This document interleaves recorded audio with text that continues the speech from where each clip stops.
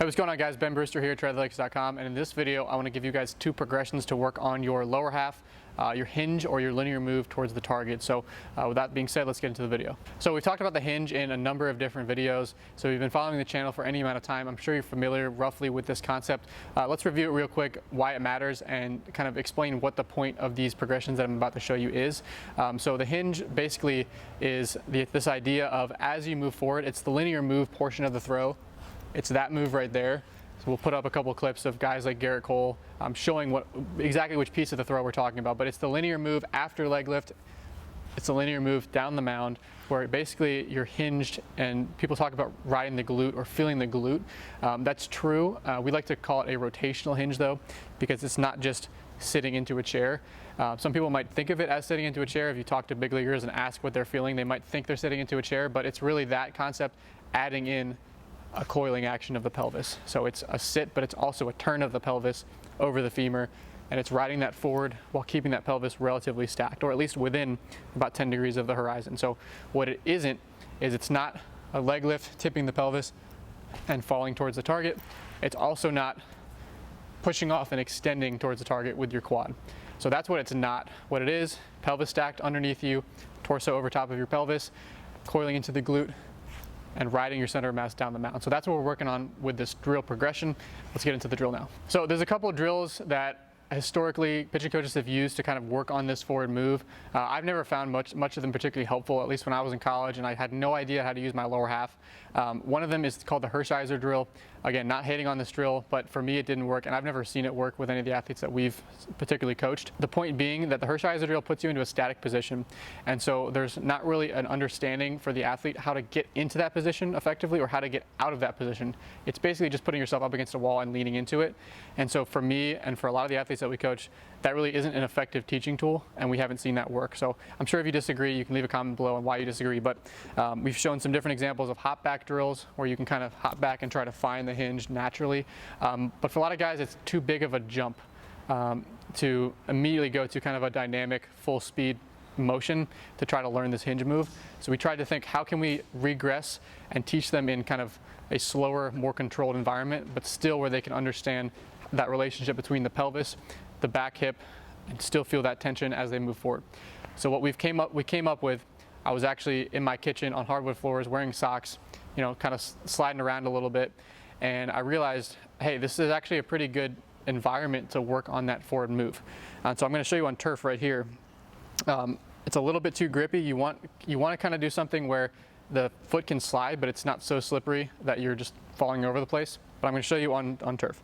So basically you can just come set, and what you're trying to do is let that foot slide out, and as you ride the pelvis, you should feel like you're coiling into that back hip. So it's basically move out, allow yourself to ride your center forward. So I'm not pushing off the back leg, and I'm also not staying over my back leg and just doing a lateral lunge. I'm actually keeping my pelvis stacked underneath me, keeping tall, keeping good posture, and feeling like I'm strong over that back leg as I move forward. So that's the feeling that I get when I'm throwing hard, is that I have a strong connection to the back leg. I'm holding this tension in the back hip, and that my pelvis is stacked and underneath me, right? It's going to prevent guys who just fall and reach. It's also going to prevent or not reinforce for guys that extend. But it's basically just allow that foot to start sliding and control it out from the side. You're going to see that I'm not just staying stuck back over here. I'm allowing myself, my center of mass, to move forward with the pelvis.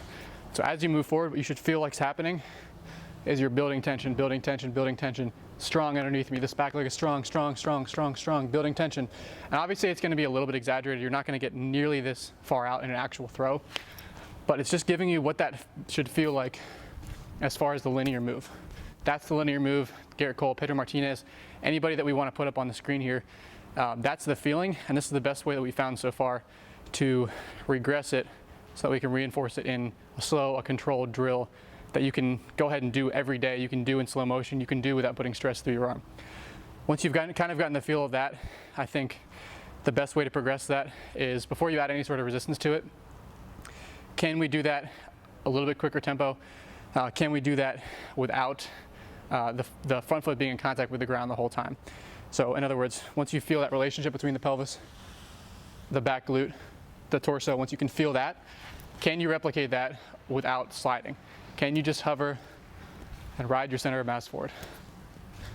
This would be the next progression for me, is can I keep the pelvis closed underneath me, torso stacked, and still feel like I'm creating that, I have that stable back leg underneath me.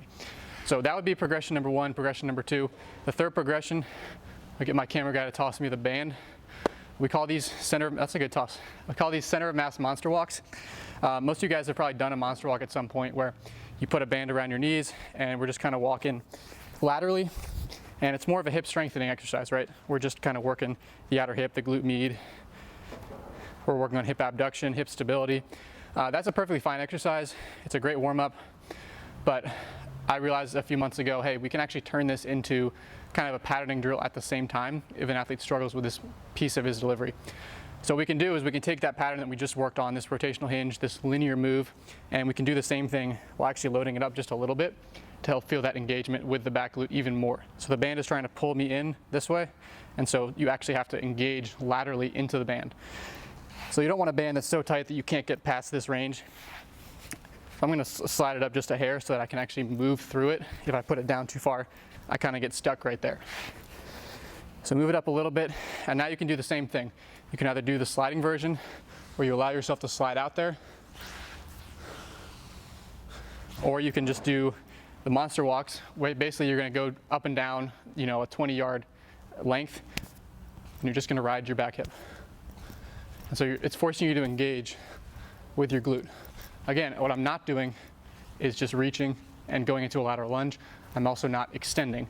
I'm stacked over my pelvis and I'm riding it forward, building tension, feeling stable with that back leg underneath me.